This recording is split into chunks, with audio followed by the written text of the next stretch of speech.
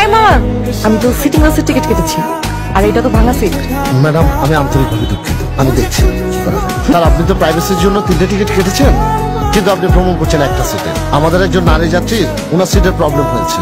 এখন আপনি যদি অনুমতি দেন, আপনার পাশে এনে ওনাকে বসাতে চাইছেন। ম্যাডাম, সিট ম্যানেজ হয়েছে, আসুন। স্যার, আপনি বসুন। হাই, আপনার সিটে সমস্যা ছিল? আরে আর বলবেন না, সিটেই ভাঙা ছিল।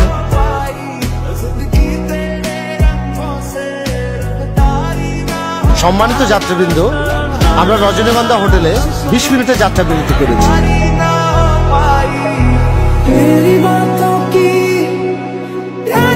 আপনি চুপচাপ কি ভাবছেন? কাউকে মনে মনে গালি দিচ্ছেন?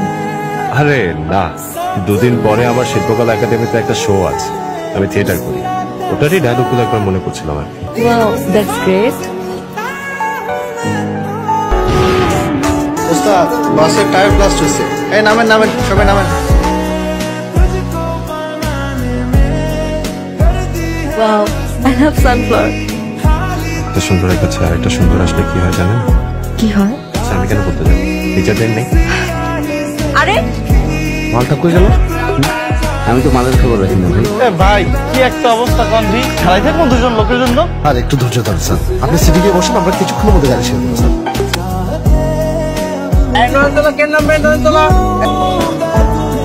ও, এরপর তো যে যা যা গন্তব্যে, আবার হয়তো দেখা হবে। এভাবে বলছেন কেন? পৃথিবীটা কম, হাতে থাকলে আবার দেখা হয়ে যেতে পারে। এই, সবগুলা সমান করে রাখ, নিচে সবগুলো সমান যেন থাকে। বাবা, মা, কেমন আছো তুমি? মা কেমন আছিস? এই তো ভালো। তুমি ওর ভিতরে নিয়ে যা, যা।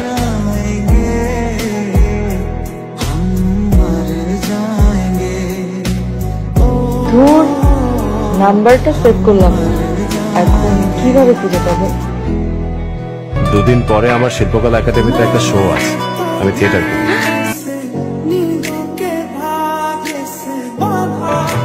আপনি আপনি এখানে? আপনি তো বলেছিলেন আজকে আপনার এখানে শো আছে, বাট একটু শুনে মিস করে ফেললাম। Bad luck. আপনার সাথে আমার জরুরি কথা আছে। কি কথা বলেন?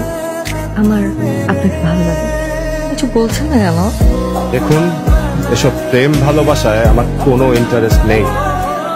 আপনি শো দেখতে এসেছেন, আপনাকে অসংখ্য ধন্যবাদ, কিন্তু আমি আমার স্বাধীনতা নিয়ে বাঁচতে ভালোবাসি।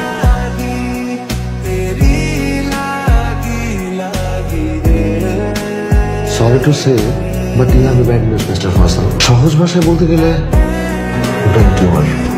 কতদিন বাঁচবে এক্স্যাক্টলি বলা তো কঠিন, তবে 6 মাস। আমি এত কষ্ট করে সেখানটা ম্যানেজ করে মানুষটাকে খুঁজে বের করলাম, আর আমাকে ফিরিয়ে দিল।